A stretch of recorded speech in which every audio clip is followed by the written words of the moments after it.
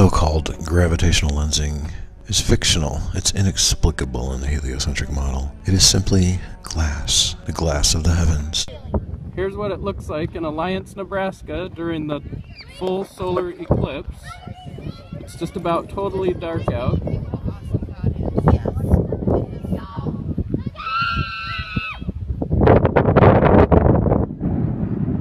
Here's what the sun looks like. It's pretty odd.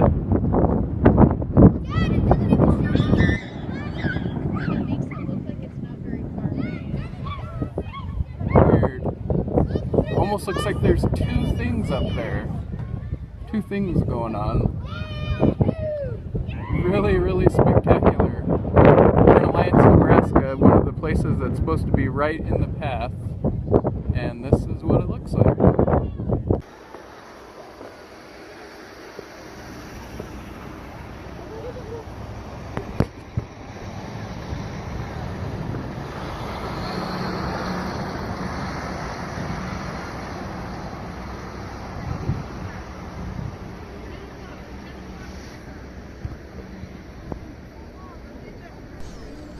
So what exactly was that object that we saw in the sky during the solar eclipse on August 21st? Gee, was it Nibiru? Nibiru is part of I would say, a government PSYOP, second net operation to give the questionable people, skeptical people, a false alternative about what's really going on. And the fact that I've been telling you for over a decade that there is glass in the sky, we can actually see the projection of the eclipse on the glass itself.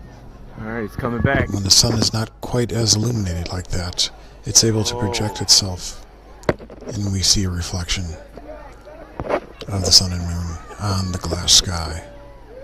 So that's what's really going on, ladies and gentlemen.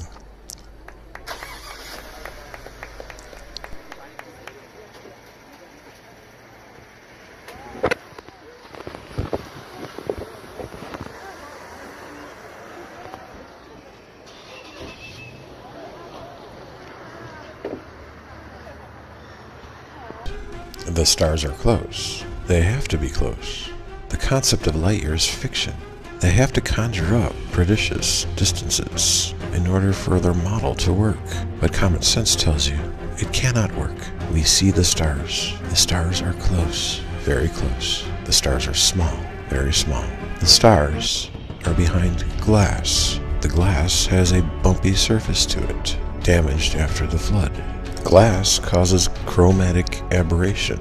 The different fringing of the bumpy surface causes different redshift readings. Redshift of galaxies is simply chromatic aberration of the glass encompassing the stars. The spiral pattern of galaxies are simply indications of drainage. The celestial sphere contained water. The water came pouring out when the windows of heaven were opened. Stars are formed by a process of sonoluminescence, extremely hot sound bubbles. Because they are bubbles, there is not much mass detected in stars, but rather mass is detected in the area surrounding the stars, otherwise known as dark matter. Dark matter is simply dark waters or liquids, as recorded in the scriptures and confirmed in recent scientific studies. During the time of the flood, the stars clustered together and they melted holes through the glass firmament. Water and sand came pouring down to earth. Because of the frigid temperatures, the windows of heaven congealed back together, leaving a spiral remnant of the drainage. Hidden in plain sight, the glass is detected by comets. In photography, a glass anomaly is created by the lens called coma aberration, named after a comet. When we view a comet in the sky, it is because the sunlight is hitting the comet at an oblique angle as it is immersed in the plasma field above the glass. There is birefringence to the glass, which splits the tail in two. Sagittal astigmatism, tangential astigmatism, coma aberration are all clear indications that there is glass in the sky, hidden in plain sight. The curvature of the comet's tail is a clear indication that light is bending.